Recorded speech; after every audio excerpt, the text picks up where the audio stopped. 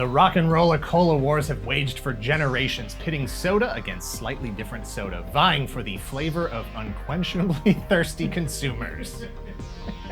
The global marketing battle has cost billions of dollars while producing enough plastic bottles to choke an ocean of dumb dolphins. The war has necessitated an army of dentists and other health professionals to mitigate the long-term effects to victims. Victims kept awake at night, unable to just settle down thanks to all the sugar, caffeine, and other delicious toxic chemicals they're made from. The sodas, that is. But where there is war, there are heroes, champions selected to carry the banner, to embody the spirit and mission. This is the story of one of those heroes. This is Pepsi Man.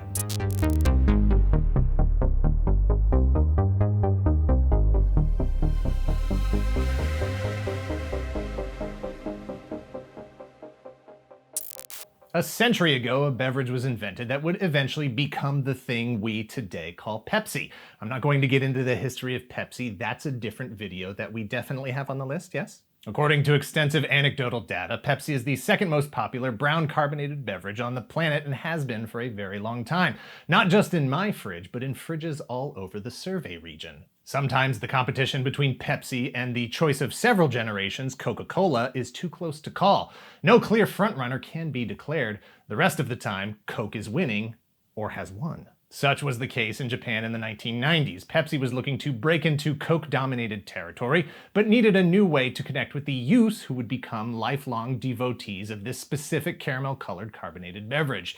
The marketing strategies that were working in the West weren't properly translating to the East. PepsiCo enlisted the help of ad creator Takuya Onuki to develop a new brand character to help communicate the message that Pepsi wanted consumers to identify with: young, challenging, American.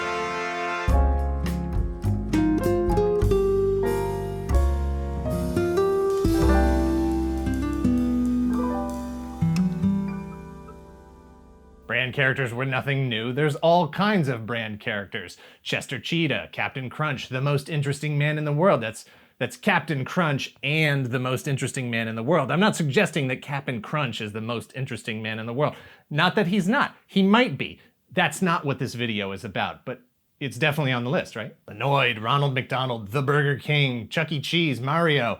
Brand characters are usually about attracting a younger demographic. Kool-Aid Man, Tony the Tiger, Captain Morgan. I mean, technically every character is a brand character. The point of a brand character is to use story to try to sell something. Spider-Man, Thor, Kylo Ren. Heck, at this point, even I'm a brand character.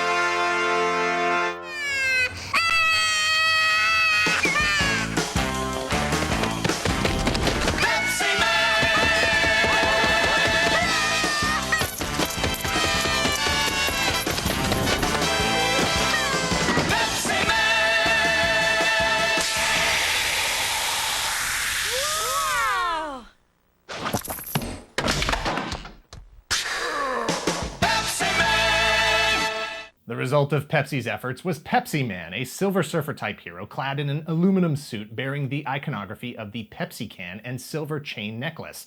His face is featureless except when he needs to manifest Pepsi for thirsty people or to consume it himself. When that happens, a mouth will appear, allowing him to wave his hand and vocalize the summoning sound effect. That is, the noise of an opening can of soda filling an empty receptacle, or to make a hole in his face that he can pour Pepsi into. It's possible that Pepsi Man was inspired by the popular animated series The Simpsons, who in 1992 introduced the world to Duff Man, the face of the then fictional Duff brand of beers. It is also possible that he was inspired by Bud Man, the superhero character that inspired Duff Man and had been in use by Budweiser since the 1960s. The argument for Duffman/Budman inspiration is even stronger when you consider that Pepsi used another regionalized Pepsi Man ad in Mexico starring Paul Rodriguez as a decidedly different Pepsi Man in 1993. For this Pepsi Man, there were 12 commercials featuring live-action settings with live actors and a CG Pepsi Man courtesy of Industrial Light and Magic. Each commercial tells a self-contained narrative with 4 parts. Part 1, set up a person or group of people that need refreshment. Part 2, Pepsi Man heroically arrives with his theme music blaring to deliver said refreshment. Part 3, while consumers enjoy their fresh Pepsi, Pepsi Man is comically injured in a manner specific to the setting of the particular commercial. Part 4, cut to the product, a can of Pepsi that now bears the same type of injury sustained by Pepsi Man himself. The can is Pepsi Man, the can of Pepsi is the hero. Pepsi Man is a fascinating experiment in marketing psychology. The intent was to create something that appeared to be uniquely American and then imported to Japan. The reality was that it was designed to be hyper-targeted to a specific Japanese demographic that was increasingly obsessed with all things related to American pop culture. It is the perfect merging of the Western and Eastern sensibilities with respect to extreme characters, slapstick comedy, and the consumption of anything.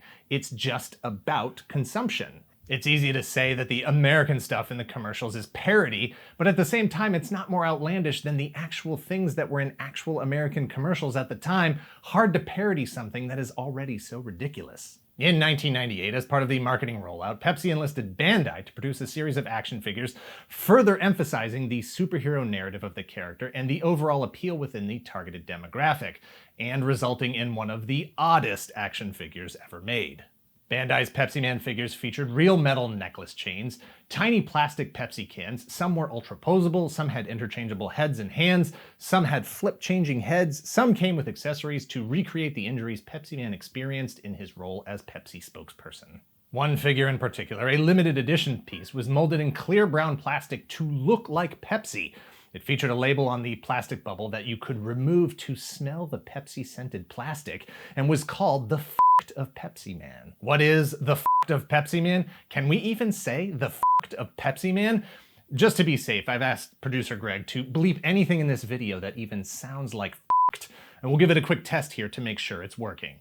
Fuck, fucked, funked, fucked, ducked, farts. The packaging on one specific Pepsi Man figure is titled the Fuct of Pepsi Man. Fuct phonetically is a homonym of fucked, which is definitely a word we can't say on this show. And also a word that seems like maybe Pepsi wouldn't have been that excited about putting it on an officially licensed product then or now, even when potential considerations are made for unintentional cross-cultural misunderstandings or mistranslations. That was the best take. So what is the Fuct of Pepsi Man? It is possible that the Fuct of Pepsi Man refers to a popular streetwear brand that was created in Los Angeles, California in 1990. The creators of the brand Fuct specifically said that they liked the word fucked because it was not technically profane and therefore not censorable. This is exactly the type of thing a teenage demographic would be all in on. Fucked is a way to keep it teen stupid, a term that I just created. It's just edgy enough to appear profane, but not actually be profane. It's like eating Big League Chew or using a switchblade comb. And fact is that the punchline of every Pepsi Man commercial was Pepsi Man getting hurt, or to use a more colloquial term, Pepsi Man getting f***ed up. To use a term of engineering, Pepsi Man fails under continuous testing. FUCT, it's an acronym. Each time Pepsi Man performs the act of thirst abatement, he undermines his own heroism with an equally inelegant and injurious action. His good deeds are rewarded with suffering, which is a compounded source of entertainment for the viewer. That damaged can imagery is the last thing you see in the ad, which is incredibly humanizing and relatable. With a little luck, a successful ad campaign will catch on with the target audience and help boost sales, if even only temporarily. With a lot of luck, an ad campaign will transcend a one-time interaction, creating a lasting emotional connection, helping to evolve into a pop culture phenomenon that people are still talking about 25 years later. Pepsi Man is an ad campaign that, thanks to the internet, is still paying dividends for Pepsi. Whether they specifically wanted this kind of attention or not is inconsequential. It's all about keeping that brand front of mind all the time. The more you're thinking about it, the more likely you are to buy it the next time you see it. You don't get that kind of attention for being average. You get it for being odd. Thanks for watching. Please hit like, hit subscribe if you're not already a subscriber. Thank you very much to those of you who already are. If you're in the position to help the channel grow, please visit our Patreon at patreon.com/toygalaxy. Please share this video and let us know in the comments down below if there are any superpowers associated with your favorite beverage. I don't know if chocolate shakes are considered a beverage, and I don't think they have any special powers, but I do like them and drink them whenever the opportunity presents itself. Many times to the detriment of my own short-term well-being. Its power seems to be making my stomach hurt, What a twist ending. My favorite drink was the villain all along. Cut.